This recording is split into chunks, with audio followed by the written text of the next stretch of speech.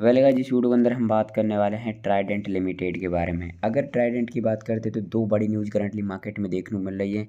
एक बहुत बड़ा इन्वेस्टमेंट 300 करोड़ रुपीज़ का गवर्नमेंट करने वाली है इसके अंदर। अब ये जो न्यूज़ है आपको पता है रिसेंटली आई है।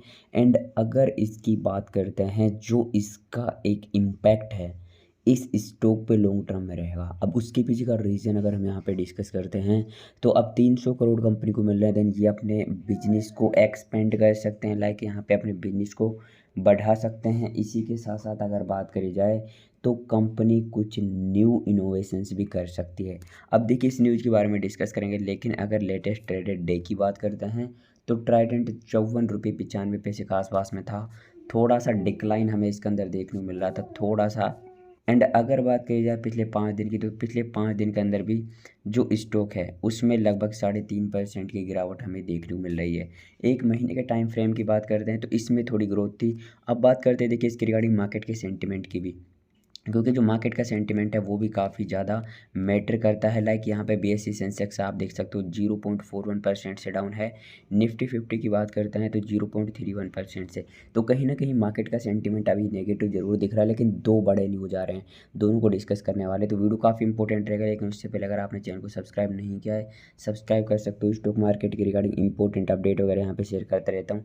एंड चैनल को सब्सक्राइब करके और पे बेल नोटिफिकेशन को प्रेस जरूर कर लेना। बात करते हैं पहले इंपॉर्टेंट न्यूज़ के रिगार्डिंग। तो ये जो इंपॉर्टेंट न्यूज़ है देख सकते हो, PLI scheme for textile sector, government approved 61 companies to create 2.4 lakh job. तो 2,40,000 जॉब्स क्रिएट करने के लिए 61 कंपनीज को यहाँ पे अप्रूव किया गया है पीएलआई स्कीम में। अब जो पीएलआई स्कीम है इसके अभी करंटली यहाँ पे दो पार्ट बनाए गए हैं, एक तो पहला पार्ट है एक दूसरा पार्ट है।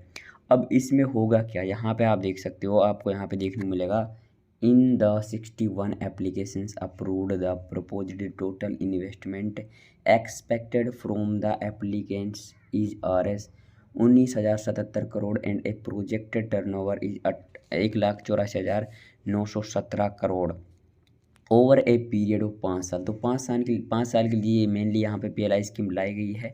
एंड इस पीएलआई स्कीम में होगा क्या कि जो यहाँ पे पार्ट 1 में अप्रूव हुई है कंपनी, कुछ कंपनीज हैं जिनमें यहाँ पे पहली बात तो ये कि दो पार्ट हैं।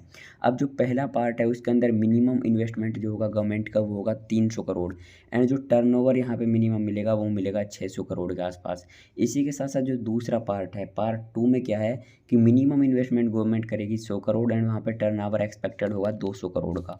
अब देखिए ये जो दो पार्ट हैं इनके अंदर जो चीज़ें हुई हैं इसमें पीएलआई स्कीम के लिए मेनली जो कंपनीज हैं टेक्सटाइल सेक्टर की, ये 61 कंपनीज अप्रूव हुई हैं। अब इन 61 कंपनीज में से कुछ कंपनीज पार्ट 1 में अप्रूव हुई है, कुछ कंपनीज यहाँ पर हुई है पार्ट 2 में। सबसे पहले बात करते हैं पार्ट 1 में कौन कौन सी कंपनीज अप्रूव हुई हैं। तो यहाँ पे पार्ट 1 में जितनी भी कंपनी अप्रूव हुई हैं उनको मिलेगा 300 करोड़। तो अब आप यहाँ पे देख सकते हो एवगोल इंडिया प्राइवेट लिमिटेड, एक्यूबेटिक्स एंड इसी के साथ साथ Goa class fibre limited, HP cotton textile mills limited and हिम्मत सिंह सीड लिमिटेड। एंड इसी के साथ साथ बात करते हैं जो हमारी मेन कंपनी है इस सेक्टर में जो अप्रूव हुई है वो नंबर 13 पे है। देख सकते हो यहाँ पे जो ट्राइडेंट लिमिटेड है वो पार्ट 1 में अप्रूव हुई है एंड नंबर 13 पे अप्रूव हुई है। तो पार्ट 1 का जैसे कि मैंने आपको बताया था पर कंपनी को जो मिलेगा, जो इन्वेस्टमेंट अमाउंट मिलेगा वो मिलने वाला 300 करोड़। तो कहीं ना कहीं 300 करोड़ का एक बहुत बड़ा अब इन्वेस्टमेंट आ रहा है इसके अंदर।